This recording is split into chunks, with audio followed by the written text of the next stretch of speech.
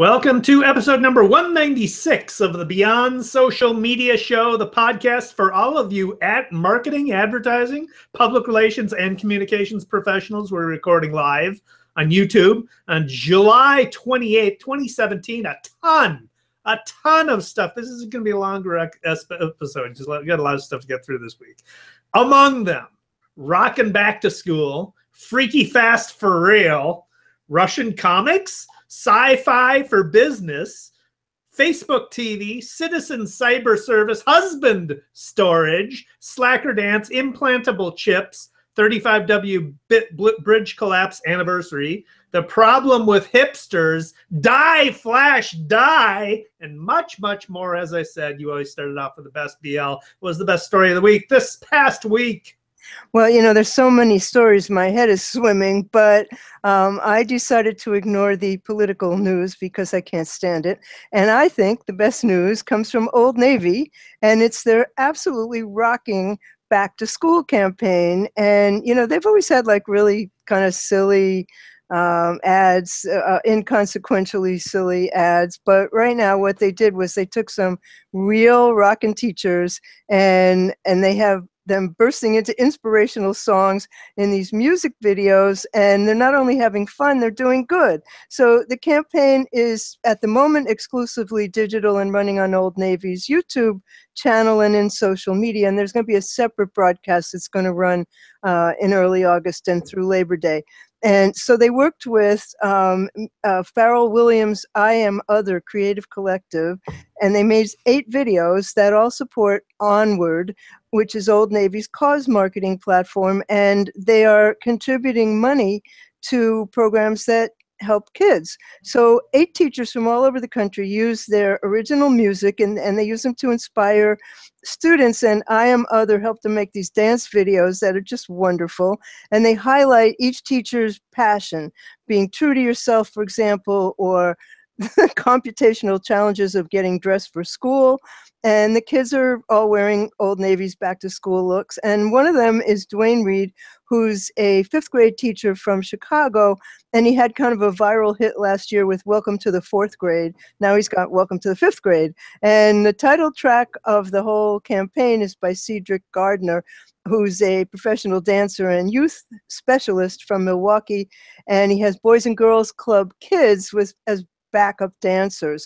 And then there's Beth Fortune, who's an orchestra teacher from Seattle, and she rocks this really folky tune called Be Myself, backed up with her middle school students on fiddle, cello, and guitar. And they hope to raise $1 million during the back to school season for Boys and Girls Clubs of America. And they are matching in-store donations of up to $350,000. So it's wonderful. That's awesome. That's awesome. I was going to say the guy from Welcome to the 4th grade should be involved in this, and lo and behold, he was, right? He's like the lead guy, yeah. And his video is great. I mean, he's adorable. They're all adorable. Like, you know, where were these teachers when we were in school? Right, exactly. Yeah, so this is, you can't buy this type of advertising kind of story. This is from the Star Tribune by Tim Harlow. It's a short and sweet story, but it's fantastic. So Jimmy John's, you got Jimmy John's in New York, right? Mm-hmm. No, we don't. You that? don't? Okay. Jimmy John's is a franchise of Subway sandwiches that are located in 44 states. Maybe not New York City, but in New York State, they do have them. And they promote themselves. One of their taglines is "Freaky Fast Delivery," and it's absolutely true. They're good sandwiches. They're not. I've had better Subway sandwiches, but they're better than Subway. They're good, and you just get them. You literally hang up the phone, and they're at the door practically. I mean, they're that fast. They promote themselves that way. They live up to the promotion. There was a case here. This article talks about of a driver whose car had stalled out this past week on a freeway in the Twin Cities, 35W freeway that runs through Minneapolis.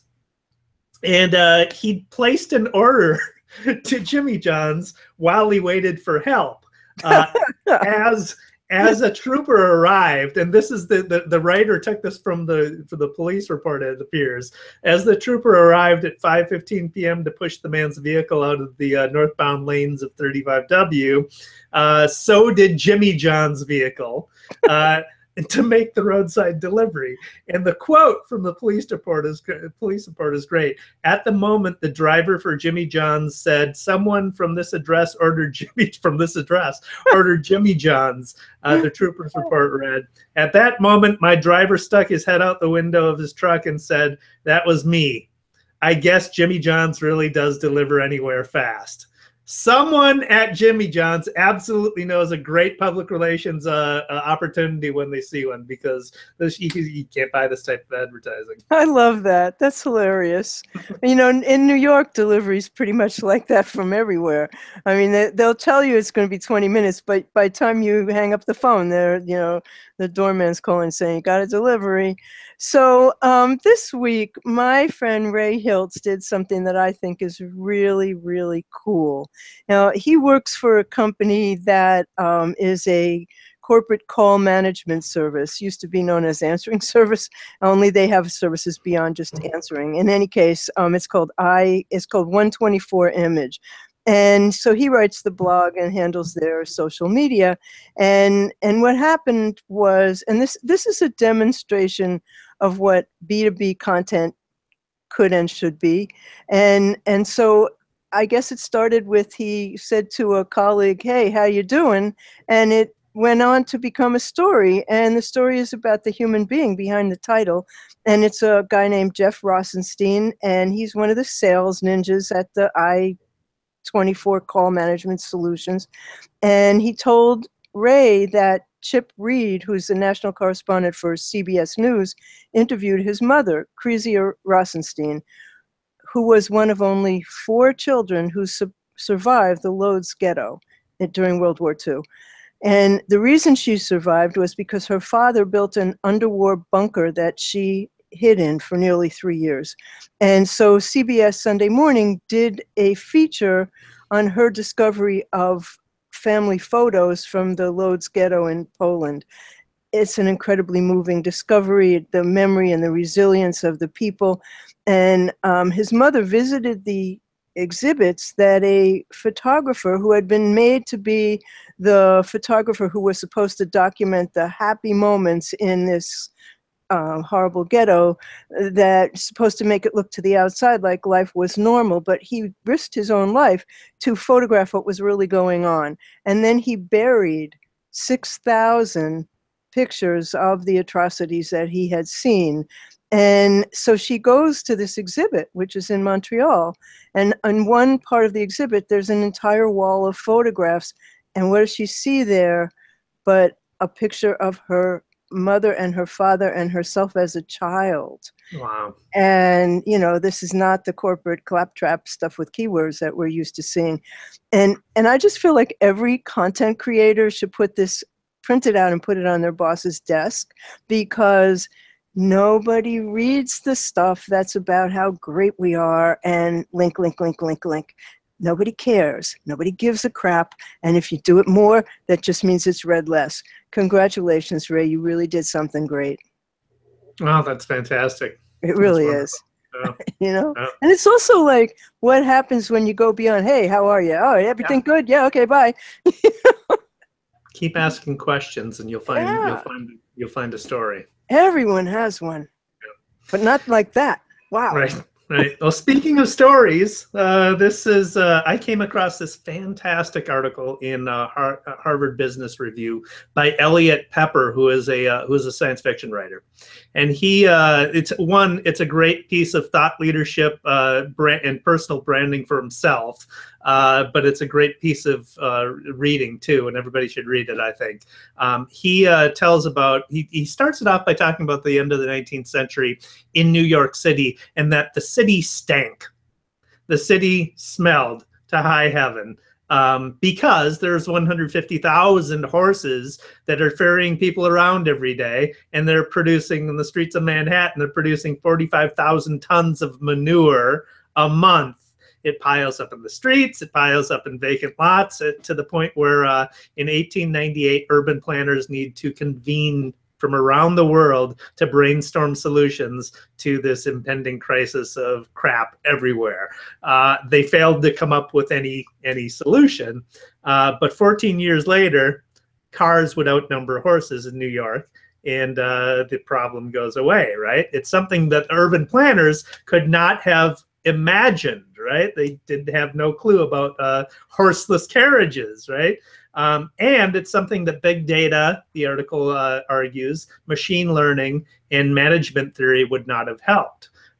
It simply confirmed their existing concerns, extrapolating past trends. So that's useful, but limiting in a world of accelerating technology, the article argues. But then he pivots to make the point that science fiction can help by presenting plausible alternative realities. It can empower us to confront not what we think, but how we think and why we think it. And I could not agree more. I grew up reading science fiction novels. My brother's science fiction collection, I devoured all of it. And I believe to this day, I told my boss early on when he first hired me that I think that's why I'm good at what I do. It helps me connect disparate dots. It helps me recognize emerging trends, technological possibilities, gave me an expansive imagination. And I don't dismiss things that as weird.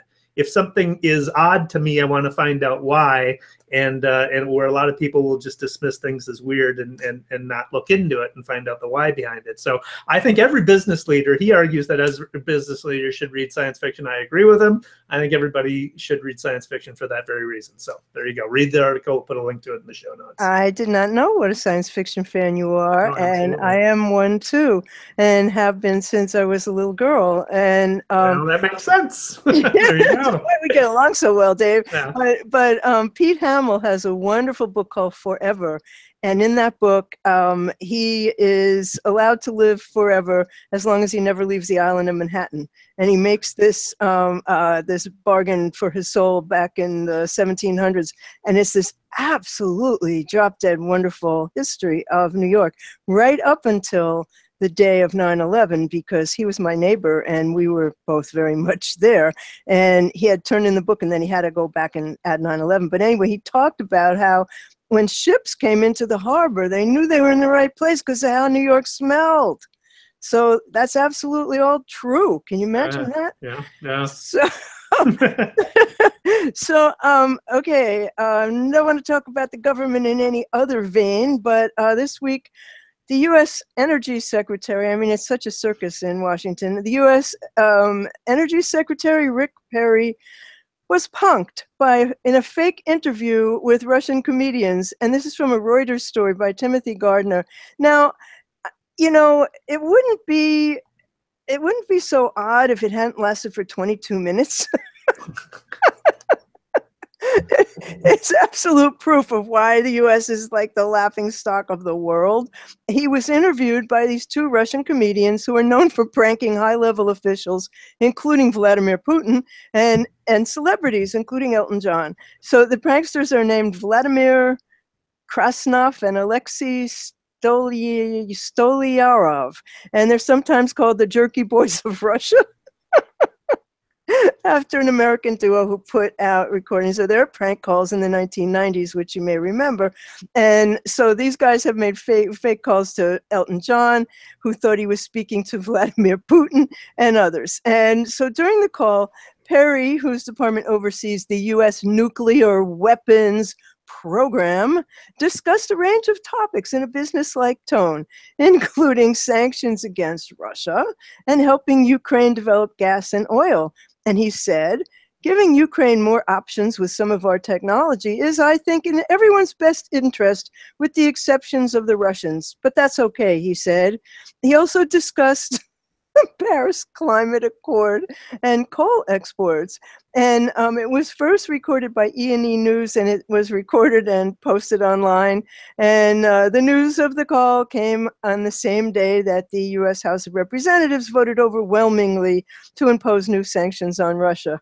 What is also particularly funny about Rick Perry has said he was on Dancing with the Stars, and we will post that video with the show notes. And God, he was a terrible dancer. And that outfit, oh my God, the outfit.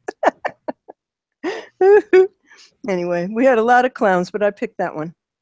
All right. Well, speaking of Russians, I came across a Fortune article by Jeff John Roberts, who reported about at an event, a Fortune brainstorm tech event, in which retired General Stanley McChrystal spoke.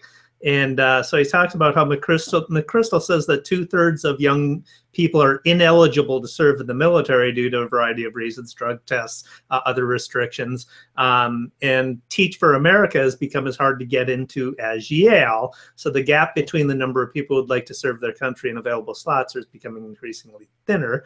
There are other opportunities to serve. There's the Peace Corps, of course. There's AmeriCorps, but not a lot. So McChrystal says we need to create more opportunities for people to serve.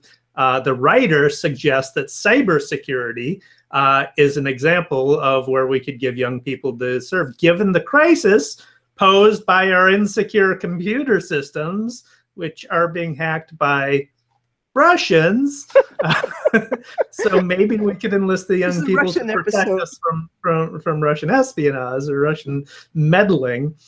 So I think this is a great idea. Take advantage of young people's skills to both serve the country, defend the nation, gain life and work experience. There's organizations like Code for America that let young people use their computer skills to help the country. But I think it's time, I've been thinking this for a long time, I think it's time to revisit the idea of compulsory service. We've never had it.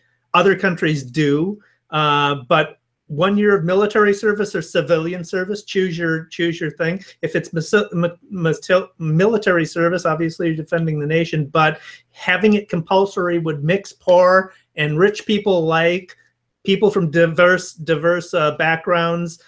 You wouldn't have just the well-to-born who are evading military service. And if you're in the war zone, there by the grace of God go I. If you see the person who comes from a different background and he's no better, he's a better man than you in your eyes, he gets shot and you don't. It levels the playing field in terms of attitudes towards other people, and I think we need a lot more of that these days. And we'd be more reluctant to use military force than we are currently. If it's civilian service, we got a lot of work to do. We're rebuilding the infrastructure, both physical and virtual. Again, mixing people from diverse backgrounds would have a hell of a salutary effect on the country. So I totally think we should revisit that idea. I'm getting off my soapbox now.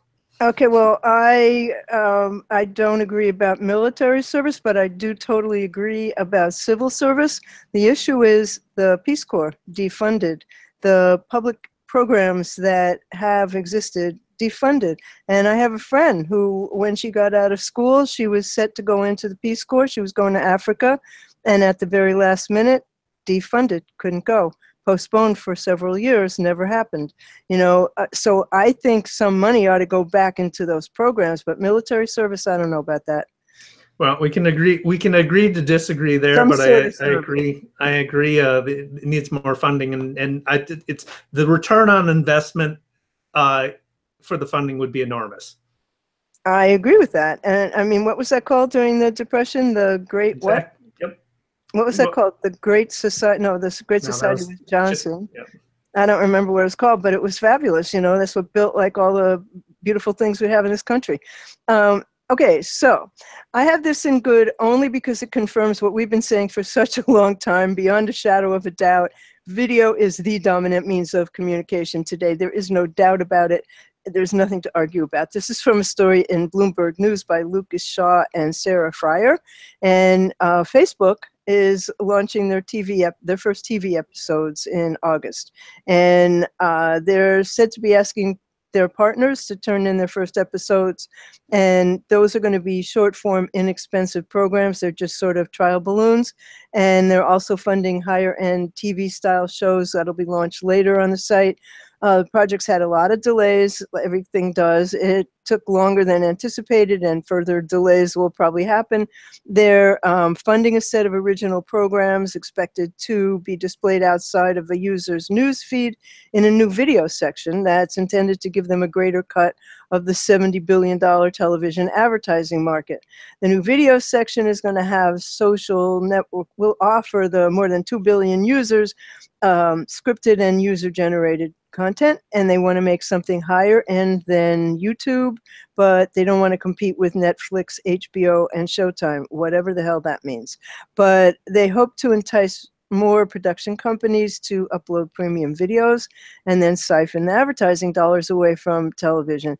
The issue I have with this, and you're going to talk later about Amazon's expansion, the issue I have with this is that this is just another way for Facebook to try and take over the world, and its world domination is, going as they want it to. But they've hired former TV and media executives to oversee this foray into original video, and they're self-funding the first set of shows to make a good testing ground, and they're not intending to self-fund over the long term.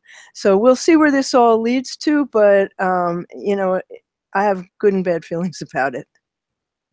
Well, there's a lot of competition for the video content these days, so that's good. Speaking of Facebook, here's some practical Facebook news for you. Facebook hearts groups these days. This is from a Marketing Land article by Tim Peterson. Facebook owners, we talked about this in previous episodes, but Facebook page owners can now create groups that are connected to their pages. So you can, if you have you're the admin of a page and the admin of a group, you can link your group now to your page. So they're one entity essentially. If you don't have a group, you need to create one first. You need to, again, you need to be an admin of both to make it work, but you can connect them. You can connect them as public so that anybody can join or see the posts. You can connect them as closed groups so that anyone can find the group and see its members, but can only join the group after being added by a member, and only members can see the group's posts, or it can be secret. So that people can only join after being added by a member, and only members can see who's members and see the posts as well. They're not currently, pages aren't currently able to create custom audiences of group members to target with ads or create lookalike audiences based on those members' characteristics, but I imagine that will be following shortly in the ad inventory of Facebook. And they're currently, I mean, we've talked about this before too, but Facebook is now giving more visibility to content originating from groups. So if you want content, if you want your content to get more organic traction, then getting it into groups is a good way to do it. In terms of linking your pages to your groups, I'd say try it, experiment with it, but don't build your community exclusively there, because social media is the least audience, and you want to own your audience. So yeah, you don't want to build your whole thing on someone else's platform, even if it's Facebook. Yep. So does that bring us to worse news? No, I got a couple of quick ones that are awesome. Okay, so, be awesome, Dave. So this is from a BBC report by Carrie Allen, and she's citing the paper. Which is an actual title of a newspaper called The Paper, who reports on Global Harbor Mail in Shanghai that has a mall, Global Harbor Mall in Shanghai has erected a number of glass pods for wives to leave their disgruntled husbands who don't want to be dragged around while they're shopping. Inside each individual pod, there's a chair, there's a monitor, computer, a game pad, so guys can sit and play retro 90s games. Currently, the service is free, but it appears that plans to allow them to scan a QR code and pay a small sum to use the pods using their mobile phones. Wouldn't I have loved to have these back in the day? I've gotten a lot better these days of pretending that I enjoy shopping.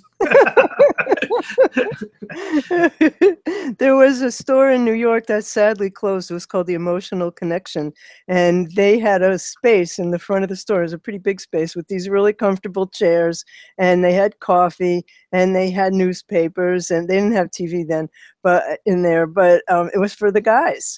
And the guys would all hang out. They'd eat their bagels and everything, and we'd shop. Yeah, well, there was an old Budweiser commercial back in the day of a secret place inside of in the middle of a rack of round clothes in the department store, where you could go in. There's a TV and there's a keg and there's everything. Everything. It's a man cave essentially. But yeah. So the other one is slacker dance. I have to give a hat tip to my coworkers, Katie, Maggie, and Kristen, who pointed this out to me, showed it to me. It is someone took concert footage of Mariah Carey in concert and put a caption on it that read, "Mariah Carey doing the absolute minimum required at her work."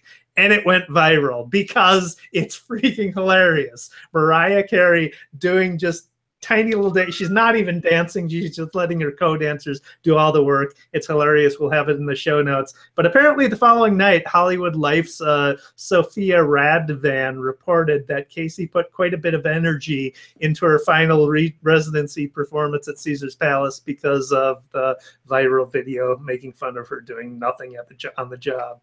That's very funny. I can't wait to watch that. So that brings us to worse news, right? Okay, well, I think this is just horrifying. There's a company in Wisconsin that wants to have their workers microchipped. It's an implant that you get in your hand, and it's from a New York Times story by Maggie Astor. And on August 1st, employees at the 3 Square Market, a tech company in Wisconsin, can choose, they don't have to yet, to have a chip the size of a grain of rice injected between their thumb and index finger. I would never do that. Once that's done, any task that needs RFID technology, swiping into the office building, paying for food in the cafeteria, maybe turning on your computer, are all done with your chip. And if that sounds familiar, that's because there was a Black Mirror episode that was all about that. And in it, that's the sci-fi television series, and in it, the writer Jesse Armstrong imagines a world in which humans can record every single memory and experience on this tiny device that's implanted in their skulls, and they can play it back or have it played back for them, not necessarily when they want. It was a horrifying episode. So right now, this program's not mandatory, but 50 out of 80 employees volunteered. And one guy, Sam Bengston, said, he's a software engineer, he said it's pretty much 100% yes right from the get-go for me. In the next 5 years, this is going to be something that isn't scoffed at so much or is more normal. So I like to jump on the bandwagon with these kinds of things early just to say that I have it. Well, I don't. And the program is a partnership between 3 Square Market and the Swedish company Biohack International. It's the first in the US, but it was done in Sweden about a year ago. And of course, it raises both privacy and health-related questions. And, it's an easy way to allow access and payments, but it could later be used in much more invasive ways, like in tracking the length of your bathroom or lunch breaks with it, for instance, or and not having you know about it. But what happens when you go to the airport for screening? And the FDA says, I don't think the FDA is the right organization here, but anyway, a government organization says in rare cases it could get infected. Well, then what? I'm sorry, but I don't want a chip. I saw this article and I was going to put it in the show notes, and then I saw you already had, so thanks for bringing it up. I mean, can you imagine most of them are doing it? It's inevitable. I mean, it won't, maybe you won't get one, but you'll be a Luddite by the time everybody, in 5 years, right? Everybody's going to have them, as according to this article.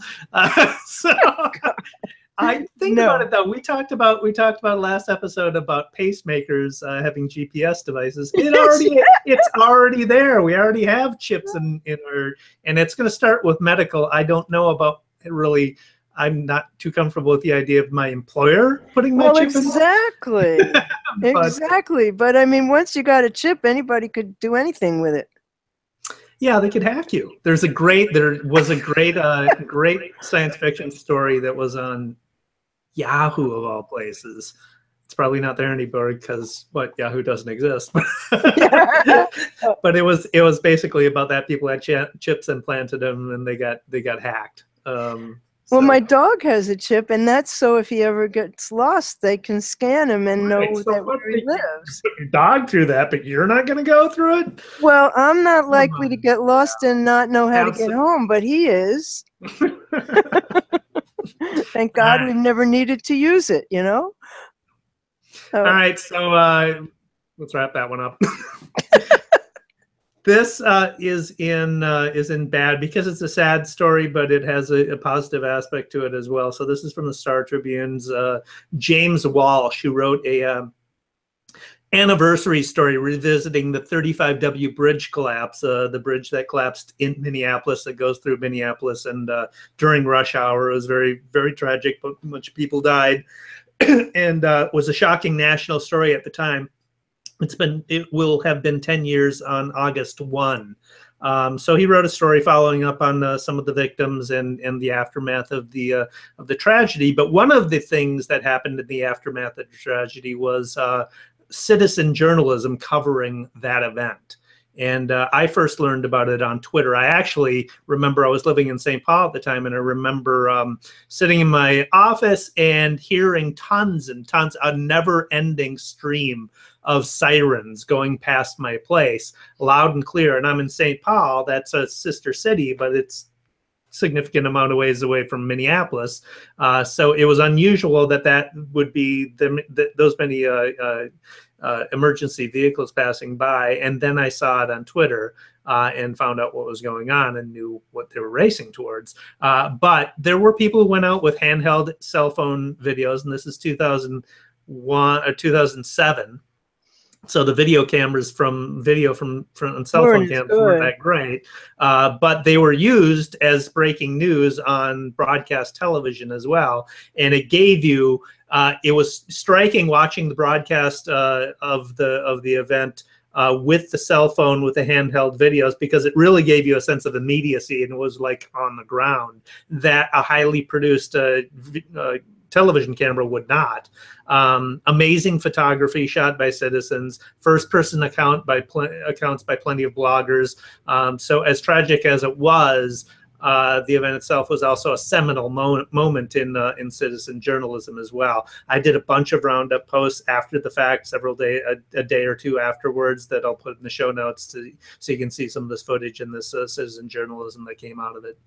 I remember that on Twitter, and I remember that was one of the many times that we found out first on Twitter. Right. It's really been kind of incredible. But speaking of news, Fox News has spotted the real problem in St. Louis. And you know what? It's not crime. It's not failing public schools.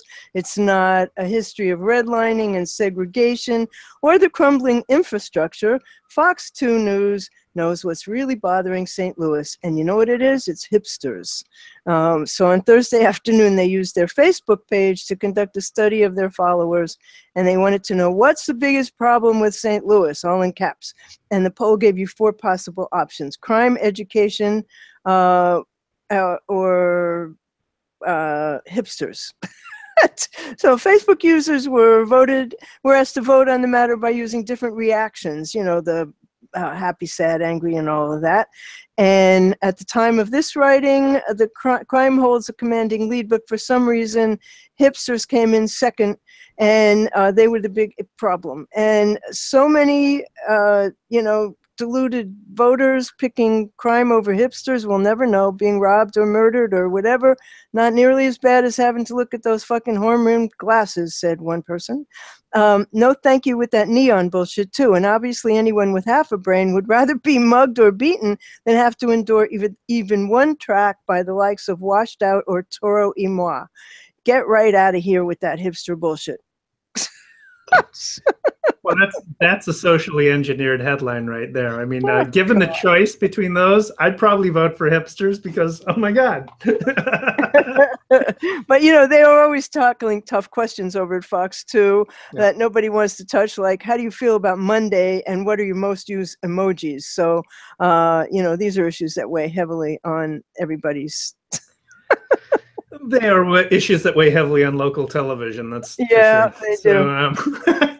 here's an issue that is important to us all and has been for many, many, many years. Uh-oh. Adobe Flash. Oh This is from God. a Reuters article.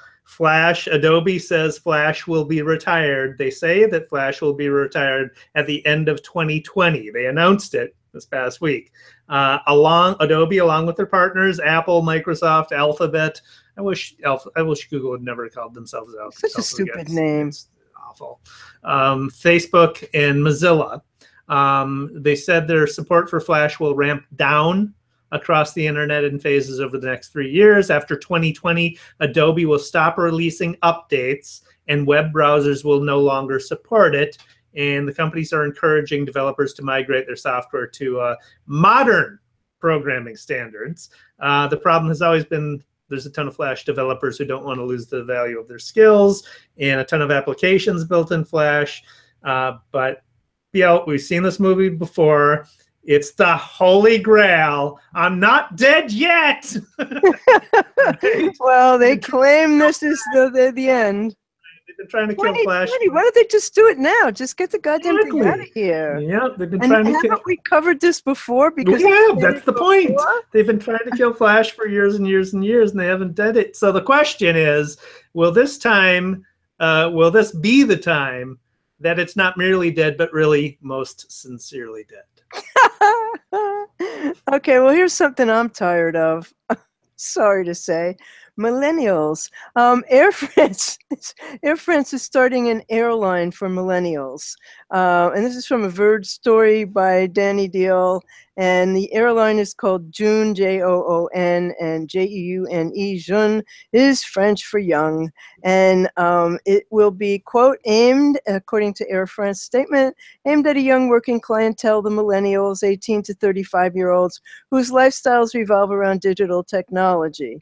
And how does it plan to do that? Why, with an innovative and offbeat experience, of course. They released images of the crew's trendy but casual and Instagrammable outfits and sneakers and colorway ankle pants and blazers and buzzy marketing terms, you know, like authentic and connected and lifestyle brand and designed to meet your requirements and aspirations. And they said, this generation has inspired us a lot. It's basically Muji, but whatever that is, but in airline form. A spokeswoman for the airline tells CNN that 40-year-olds will be allowed to board, which is great news for the company's CEO because he's 48. But not 50-year-olds, apparently. Apparently, and it won't be low cost. So, you know, I'm wondering, like, what comes next? You know, special airlines for people with goats as comfort animals. I mean, Jesus, that's ridiculous. Well, you can claim any animal as a comfort animal these days because aren't they all? But my question is, do they get trophies for completing their flight? and what happens if you're 50? Like, do you have to go to a different airline that you can't book? How are they going to know you're 50 until you get there? I'm sorry, that sucks. Yeah. So we spoke of Flash dying, maybe. This apparently is really dying. YouTube, a feature of YouTube. This is from Marketing Land article by Amy Gessenhues. So creators of YouTube videos will no longer have access to YouTube's video editor or photo slideshows as of September 20th of this year, which bums me out because I use it all the time. I do too. It's youtube.com/editor if you want to check it out if you don't know about it and see what it was like before it disappears. YouTube says the videos are already that have already been published using the tools will not be affected. thank God. Creators can perform editing tasks like trimming, blurring, and using the filters using the enhancements feature within the YouTube Video Manager. But if you want to actually clip little pieces, you're probably going to have to use a iMovie or something more sophisticated, hopefully. Well, you know, they take away things and they give things. I mean, that's what Google True does. that. True And that. like they gave us back our lower thirds in our videos, which Yeah. they had inexplicably removed for a few months there. So you watched videos, you know who the hell was talking. At least now we know who we are, you know, when we look at these things. So something that we don't want to lose, and that's really sad, is that Snopes, which is the fact-checking site that debunks rumors and hoaxes and fake news, and they've been around for a long time, and they are now under the gun and turning to their readers for a GoFundMe because they need some money.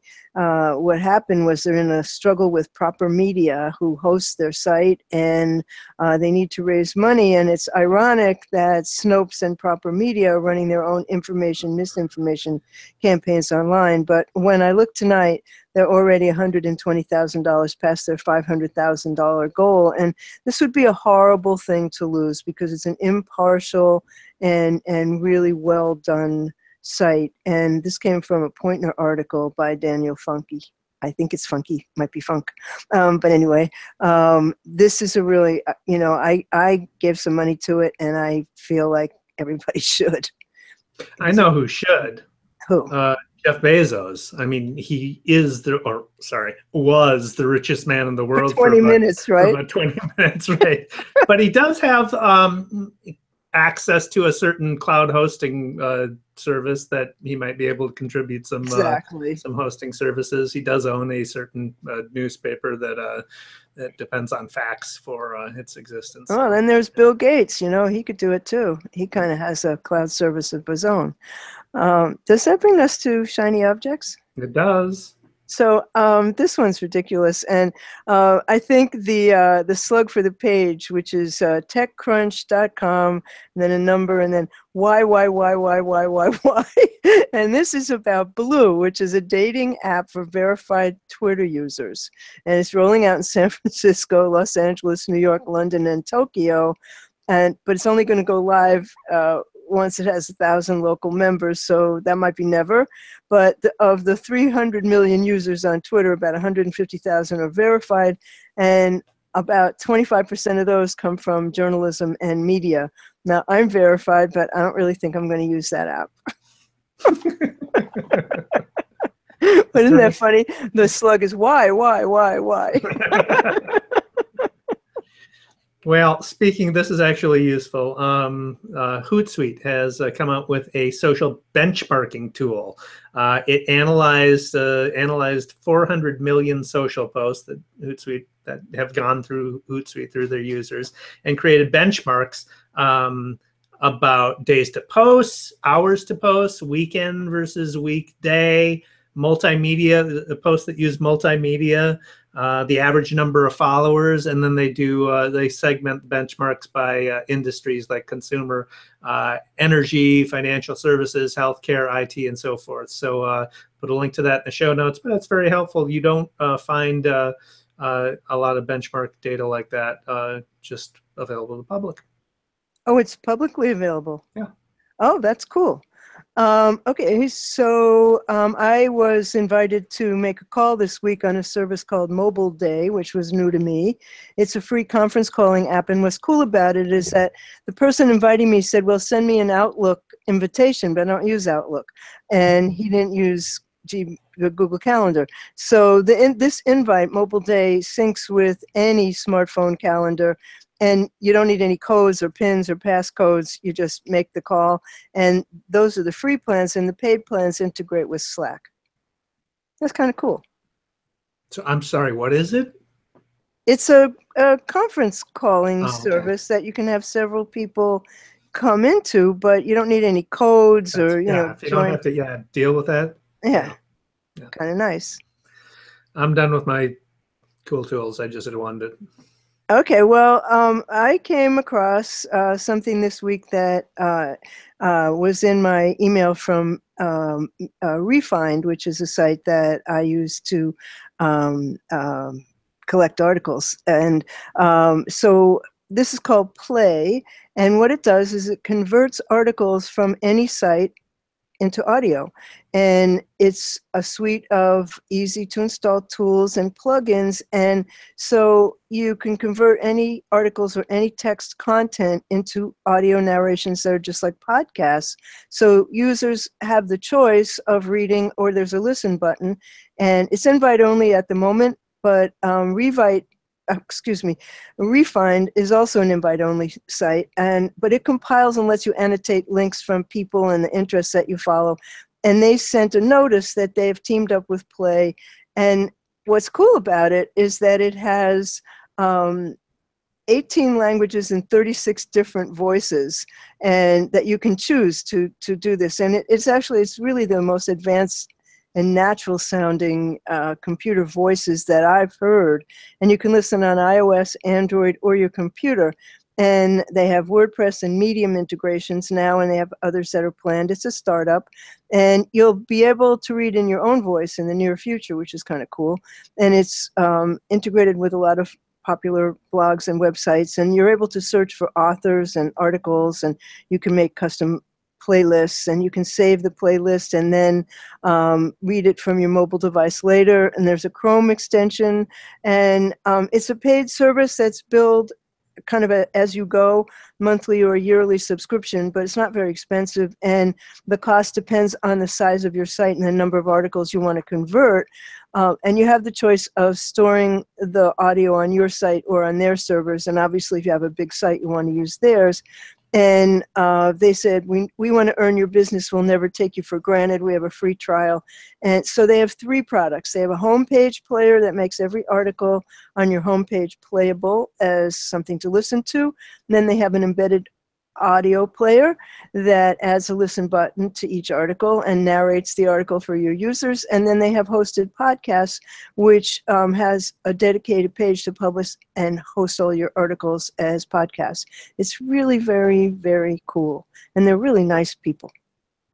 That is very cool, especially, I mean, the thing that fascinates me about that is the aspect of if you're going to be able to, if it will record in your own voice. Yeah, isn't that so cool? It's got to be able to take a voice sample and translate that into text to audio in your own voice. That's amazing. So that would be, that'd be awesome. That's coming. I mean, that's coming up. But I'm going to give it a try because it just really looks terrific. Does it do Sanskrit?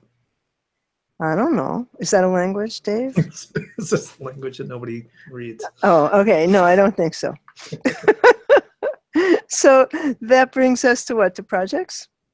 Yeah. So you had a fascinating article. Come up here, talk about your new article. I did my first article for Media Village, and this was about BuzzFeed. They're probably the most clever company around, and they have a food service called Tasty. And Tasty gets, just to give you the idea of the scope of it, they get 2.1 billion views in an average month. And it's they have 1,700 recipes, but they're so coolly shown. The recipes are shown from above, and you just see the hands. They're not narrated. Some of them have music, and you have some written instructions. And they have the coolest recipes. The other day they had a chocolate cake that had cheesecake inside. So, but I mean, they have recipes you probably want to eat as well. So this week it's been on Facebook, and 1 in every 4 Facebook users uses this to find their meals. And the recipes are just so cool, and there's new ones all the time. And so they came out this week with an app for iPhone, which is enables it is tied into their first appliance. It's a Bluetooth enabled appliance. It's called Tasty One Top, or One Top Tasty, I forgot. And so you can cook any of these recipes, and it does every type of cooking. It does frying, it does boiling, it does any kind of cooking you could possibly imagine on this cooktop, which comes out of the BuzzFeed product labs. Who knew BuzzFeed had product labs? And they did this product in connection with GE, And they have other products to come, and you can pre-order it now for $149. So I wrote about that for Media Village, and there was an embargo on it, so everybody was racing to get the story out first. And you know, we got there in about the same time as the New York Times, so it was kind of cool. Very cool. Very cool. Cool. So I had an article, you know, I was quoting an article in CIO magazine on 10 tips for building your executive brand, along with a bunch of other people.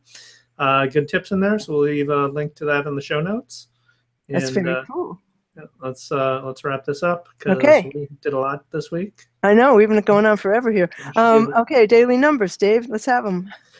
Use of voice for TV. This is from TiVo. Numbers from TiVo. Use of voice search to find TV or movie content. They did a survey of 3,000 plus adults in the US and Canada. The question is, do any of the devices on which you view TV and or movies allow you to talk into the device to search for programming, change channels, etc.? Search scary movies on TV, for example. 9.4% said, yes, I use my voice to find something to watch. That seems very low to me, but there you go. 11.6 said, yes, it is available, but I do not use it. 40.4%. This is stunning to me. No, and I'm not interested in using voice to find something to watch. How can you not be interested in using voice to find something? Maybe they didn't understand the question. 800 plus 900, maybe 1,000 channels of stuff to watch, and you're not going to use the voice to find stuff. I don't know. So there you go. That was surprising to me. We'll put the chart in the show notes. Somehow I think they didn't understand the question. I mean, it just seems incredible. So that brings us to the end of episode 196 of the Beyond Social Media Show. And we're coming up close to 200, Dave. Yeah. Links to everything we talked about tonight will be on beyondsocialmediashow.com/196. And we hope you'll leave us a review and maybe some comments at beyondsocialmediashow.com/love. I am BL Ochman. On Twitter, I am at What's Next. I blog at What's Next blog. I am What's Next blog on YouTube. I have a new site called funwalkers.com, which are funny license plates for rollators and walkers. David Erickson is on Twitter as D. Erickson. He has a fabulous e-strategy blog, e-strategyblog.com, and he blogs at creativepr.com/blog. You really want to read both of those. They're terrific. His YouTube channel is eStrategy. The show is beyondsocialmediashow.com. We're on YouTube. We're on Twitter as BS Media Show. We're on iTunes. We're on Stitcher and iHeartRadio, among others. And we would love for you to go and subscribe on iTunes and leave us a review. That would be so great. And we'll be back next week on Thursday at 8 p.m. Eastern, 7 p.m. Central. And we thank you for watching tonight. Thanks for watching.